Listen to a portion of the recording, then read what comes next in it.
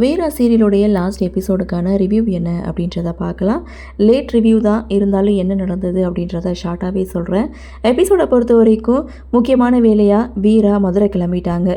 So இதை தனக்கு சாதகமாக பயன்படுத்திக்கிட்ட வள்ளி என்ன பண்ணுறாங்க, மாறன், வள்ளி, கனி இவங்க 3 பேரும் சேர்ந்து பீச்சுக்கு போகிறாங்க. பீச்சில் இவங்க ரொம்ப சந்தோஷமாக இருக்காங்க. அப்படி ஒரு இடத்துல கனியும் வள்ளியும் சாப்பிட்டுட்டு இருக்கும்போது, இதுதான் லாஸ்ட்டு, இனிமேல் வீராவுக்கு தெரியாமல் எங்கேயும் வெளியில் வரக்கூடாது அப்படின்னு பேசிகிட்டு இருக்கத இங்கே கனியுடைய ஃப்ரெண்டு அப்பா வந்து கேட்டுட்ருக்காங்க. ஏன்னா அவருடைய கார் வந்து பிரேக் டவுன் ஆயிரும். ஸோ இடையிலே நிற்கும்போது கரெக்டாக இவங்க 2 பேரும் பேசிகிட்டு இருக்கதை கேட்குறாங்க.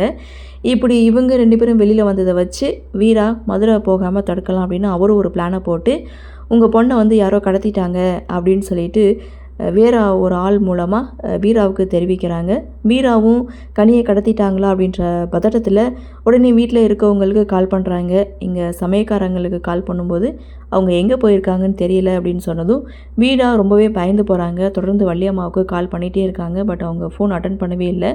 ஸோ இன்னொரு பக்கம் பீச்சில் வள்ளி, கனி, மாறன் இவங்க 3 பேரும் ரொம்ப சந்தோஷமாக இருக்காங்க. இப்படி ரொம்ப சந்தோஷமாக பீச்சை விட்டு வெளியில் வரும்போது வீரா இவங்க 3 பேரையும் பார்த்துட்றாங்க.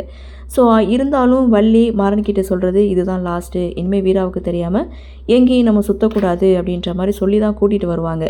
இங்கே வீட்டுக்கு வந்து பார்த்தா இங்கே வீரா வந்து உட்காந்துட்ருக்காங்க.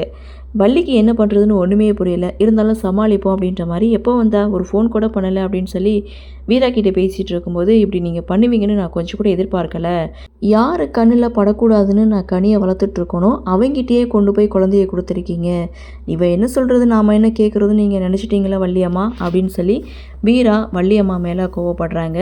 கோவப்பட்டது மட்டும் இல்லை, எங்கள் வீரா மாறனை மீட் பண்ணி எங்களை சந்தோஷமாக வாழ விடு, எங்களை வந்து தொந்தரவு பண்ணாத, உன்னை கையெடுத்து கும்பிடுறேன் அப்படின்னு சொல்லி மாறனோட மனசையும் இங்கே நோக்கடிக்கிறாங்க. இதோட எபிசோடை முடிச்சுட்டாங்க.